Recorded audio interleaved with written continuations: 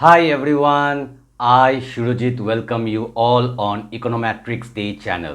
आज हम लोग सीखने वाले हैं क्लास 7 का मैथमेटिक्स। तो चलिए बिना वक्त गवाए शुरू करते हैं आज का class. So back to what I was saying.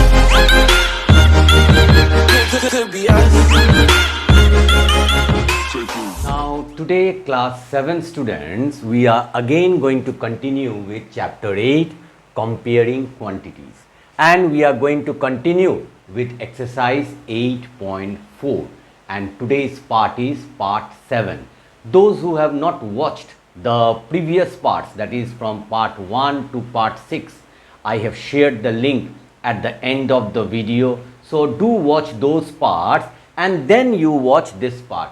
So what will happen, the concept will be clearer to you and it will be easy for you to solve these sums. Okay, now till our sixth part we solved question number 4 of exercise 8.4. okay, and today's part, I told you today's part is part 7. So try to understand the next sum, question number 5. So what it is telling, a bottle was filled with 3 liters of water. That means in a bottle there is 3 liters of water is there. So suppose if I want to draw one bottle, okay, so there is a bottle, not good, so much good in diagram, but I am trying, okay, so that you understand the sum. So now in this bottle how much water is there? So here water is there. So how much water? 3 liters of water is there. So what I will write if I want to start the answer, quantity of water in the bottle. So how much it is? 3 liters. Okay.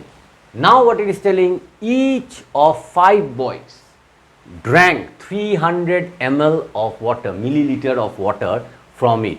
मतलब there are 5 boys, 5 ठो लड़का है और हर एक लड़का वही bottle से 300 ml, okay, मतलब 300 ml पानी पी रहा है, ठीक है. So what I will write, quantity of water drank, okay, by one boy is how much? 300 ml. Therefore quantity, now quantity short form में भी हम लोग लिख सकते हैं QTY, quantity, okay, ये भी समझ लो, okay, QTY, quantity of water drank DR होगा, DRA, drank by 5 boys. So 5 ठो लड़का, यूनिटरी मेथड, ओके, एक लड़का पी रहा है 300 ml, तो 5 लड़का पिएगा कितना, ज़्यादा ना कम, सो ज़्यादा होगा, ज़्यादा मतलब multiply, already I have taught you, okay. So 300 into 5 ml आ जाएगा, तो कितना आ गया 1500, देखो दो ठो जीरो लिख दिया और 5 3 सा 15 आ गया 1500 ml, ठीक है. Now what percent of the bottle is still full? That means after drinking you have to find out how much water is left, and how much water is left you have to find out the percentage of water left, clear no? So 1500 ml of water is already drunk. Now quantity of water remaining in the bottle, so कितना पानी अभी भी बचा है वो bottle में, ठीक है. सो ये है 1500 ml, टोटल वाटर है 3 लीटर, ये लीटर में है, ये मिलीलीटर में है, दोनों का यूनिट सेम नहीं है, तो हम लोग क्या करेंगे, ये 3 लीटर को पहले कन्वर्ट कर लेंगे. सो 3 लीटर मतलब 3 into 1 litre means how much milliliter? 1000. So 1 followed by 3 zeros, milliliter हो गया, मतलब 3000 मिलीलीटर. सो अभी इसको हम लोग इधर में लिखेंगे. सो 3000 मिलीलीटर पानी था, मतलब 3 लीटर, उससे पी लिया कितना 1500 मिलीलीटर, तो बचा कितना है 3000 माइनस 1500, 1500 मिलीलीटर बचा है। ठीक है, मतलब आधा बचा है।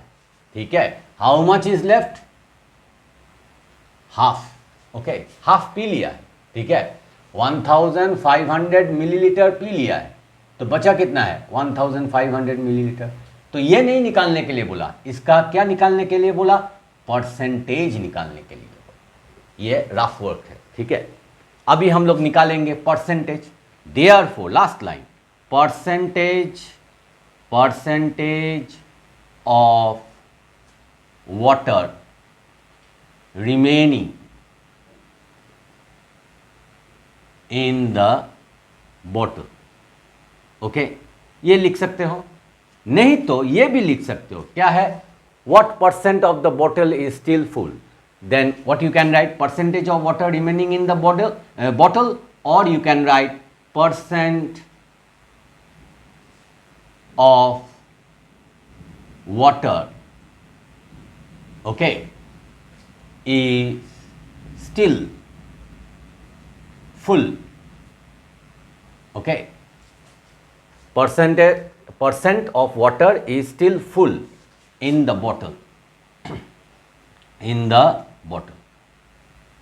तो ये भी लिख सकते हो। ठीक है, मेरा ख्याल से ये लिखना ही अच्छा है, सेंटेंस अच्छा है, percentage of water remaining in the bottle, because what percent of the bottle is still full, उतना अच्छा नहीं है। फिर भी either you can write this sentence or you can write in this sentence which I wrote it in the bracket. Okay, तो कितना है, कितना पड़ा है 1500 मिलीलीटर पड़ा है, दिस वन इज लेफ्ट। ठीक है, out of total is what 3000 millilitre, और हमको परसेंटेज निकालना है, मतलब I have to multiply with 100%।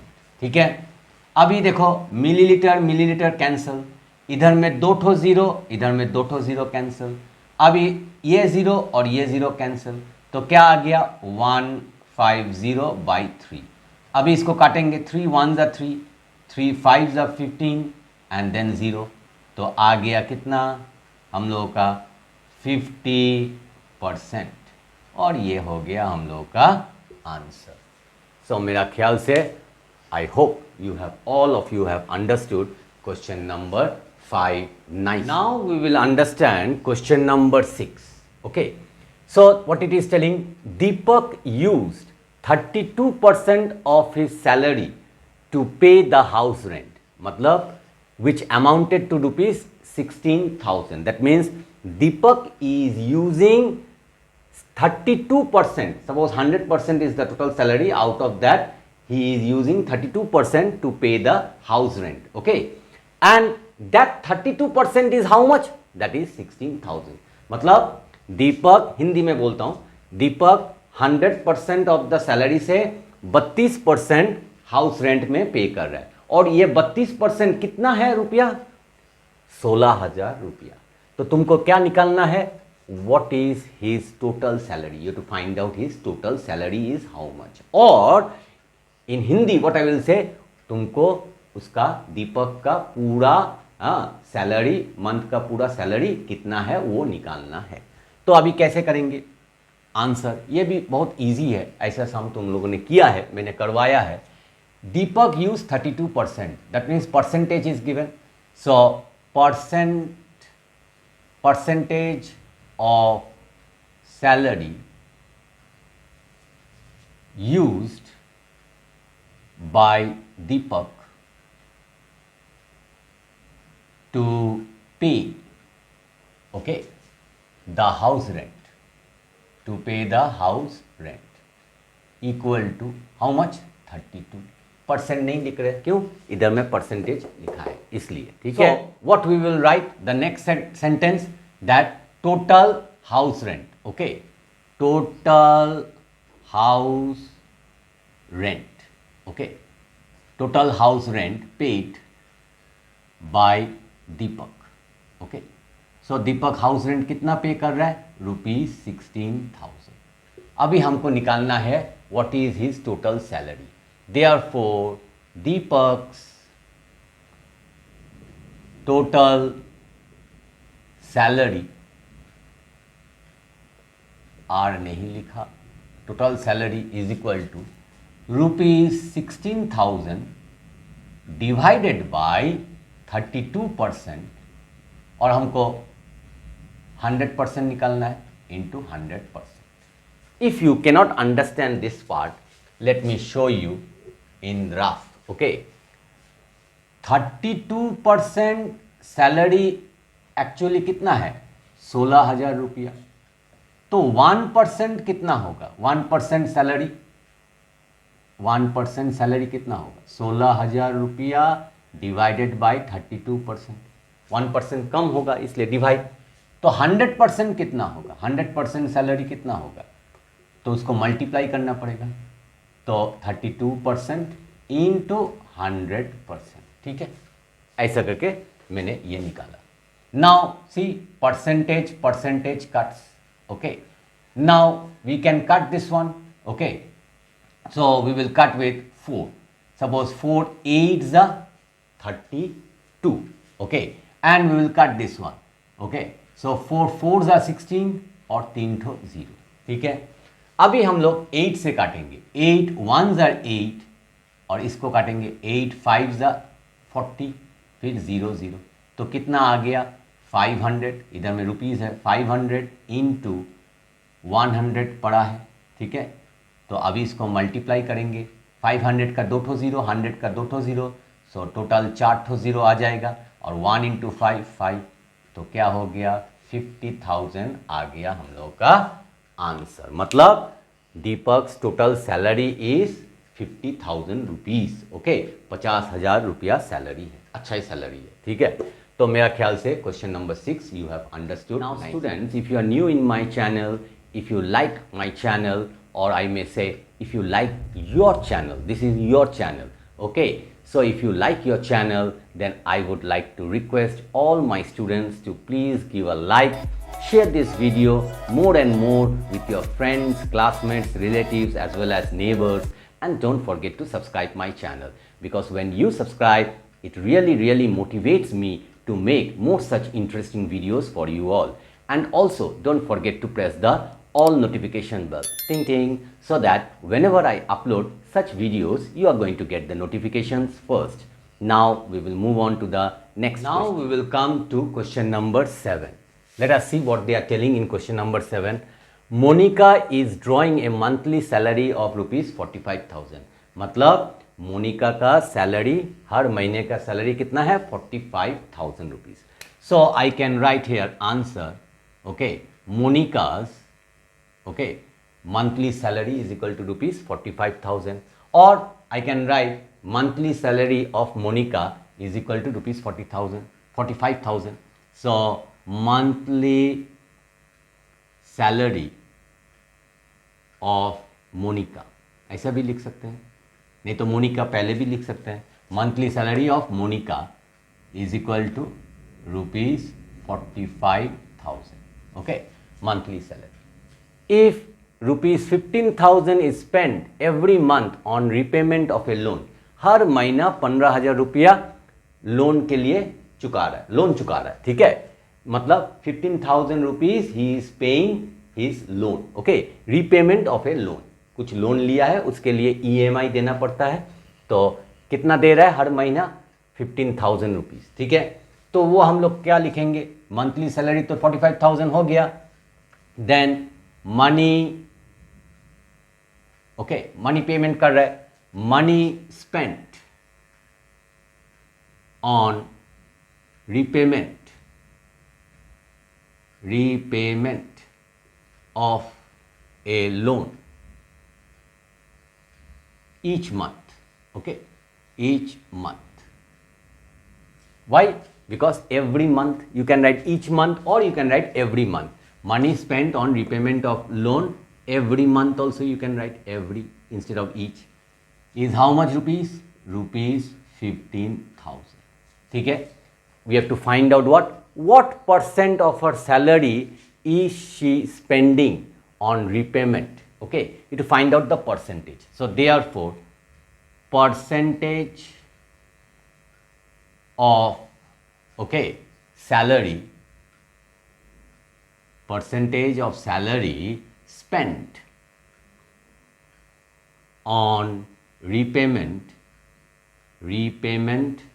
of loan equal to, so how much rupees she is paying for rent, for loan, okay, so repayment of loan 15,000, and what is the total salary out of 45,000, okay, 15,000 रुपया repayment of loan दे रहा है, out of कितना 45,000, और percentage मतलब 100 से multiply करेंगे, तो अभी क्या हो जाएगा, रुपीस रुपीस कैंसल्स, सो इधर में 2 ठो जीरो, इधर में 2 ठो जीरो कैंसिल हो गया, इधर में 1 ठो जीरो कैंसिल हो गया, तो क्या है 1500 बाई 45, ठीक है, ये आ गया। अभी हम इसको कैंसिल करेंगे, ठीक है, सो कैसे कैंसिल करेंगे, 5 से कैंसिल कर सकते हैं, 5 9 जा 45, एंड इधर में 5 3 जा 15, okay, and then 0 0, so what you get 300 by 9, फिर काट सकते हैं, 3 3 जा 9 और ये हो गया 100, तो कितना आ गया 100 बाई 3, इसको डिवाइड करने से 33.33%, ठीक है, कैसे कर रहे हैं 33.33 ना 100, 3 से 3 3 जा 9, फिर 1 लेफ्ट रिमाइंडर, फिर 0, 3 3 जा 9, फिर 1, नाउ पॉइंट अगेन 0, 3 3 जा 9, फिर 1, फिर 0, 3 3 जा 9, ऐसा करके चलता ही जाएगा, सो 33.33%, और ये आ गया हम लोग का आंसर, क्लियर। उसके बाद let me do it here, after this let me do it here, now 15,000 रुपया तो रिपेमेंट ऑफ लोन चला गया, तो बाकी कितना बचा है, ठीक है, so now remaining salary, okay, of Monica भी कर सकते हो, ऑफ मोनिका, क्योंकि ये मोनिका का है, ठीक है, रिमेनिंग सैलरी कितना होगा, from 45,000 you are paying 15,000 for what, for the repayment of loan, तो कितना पड़ा है ₹30,000।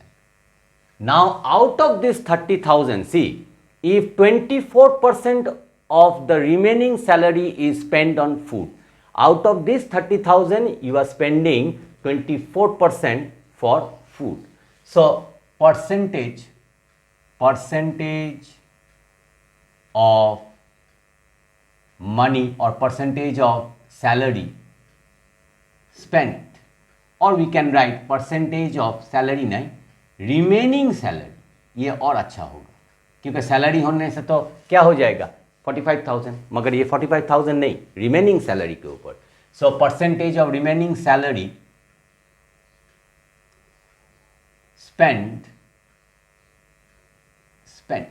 T on food will be what, how much it is 24%, ठीक है। अभी हमको निकालना है find the expenditure on food, so therefore expenditure, very easy, expenditure on food, so हम लोग लिखेंगे on, therefore expenditure on food is how much 24% of कितना है रिमेनिंग सैलरी 30,000, ठीक है। अभी इसको 24% नहीं लिखने से क्या लिखेंगे, डिवाइडेड बाई 100 इंटू, ऑफ मतलब इंटू ₹30,000, ठीक है। अभी 2 ठो जीरो और ये 2 ठो जीरो कैंसिल हो गया, तो कितना पड़ा है, रुपीस को पहले लिख लेते हैं, 24 इंटू 30 और 1 ठो जीरो 300, 24 इंटू 300, देखो 3 2 ठो जीरो बचा है। अभी क्या करेंगे, वेरी इजी, 2 ठो जीरो लिख देंगे और 24 इंटू 3 कितना हो गया 72, और ये आ गया हम लोग का आंसर, ठीक है। अगर कैलकुलेशन डायरेक्टली नहीं कर सकते तो ऐसा करो, 300 लिखो और इधर में 24 लिखो, मल्टीप्लाई करो, 4 0 ज़ा 4 0 ज़ा 4 3 ज़ा 12, उसके बाद क्रॉस 2 0 ज़ा 0 2 0 ज़ा 0 2 3 ज़ा 6, सो 0 0 2 और 7 7 2 0 0। सो आ गया हम लोग का answer. So I hope you have understood question number 7 nicely as well as question number 5 6. Okay, so practice these three sums nicely. These are little bit big sums, so but these are word problem sums. That's why I am teaching you slowly so that each and every concept, her concept तुम लोग को मालूम होना चाहिए। ऐसे ही shortcut में नहीं सिखा रहा हूँ, ठीक है? तो शॉर्टकट में सिखाएगा तो तुम लोग को समझ में नहीं आएगा। मैं तो वीडियो बना दूंगा मगर तुम लोग को कुछ समझ में नहीं आएगा कैसे हो रहा कैसा, इसलिए मैं हर एक स्टेप को बारी बारी से समझा रहा हूँ, ठीक है? तो वीडियो अगर पसंद आए तो वीडियो को लाइक शेयर और सब्सक्राइब करना मत भूलिएगा। मिलते हैं और एक अच्छे नए कंटेंट के साथ, तब तक के लिए बाय बाय।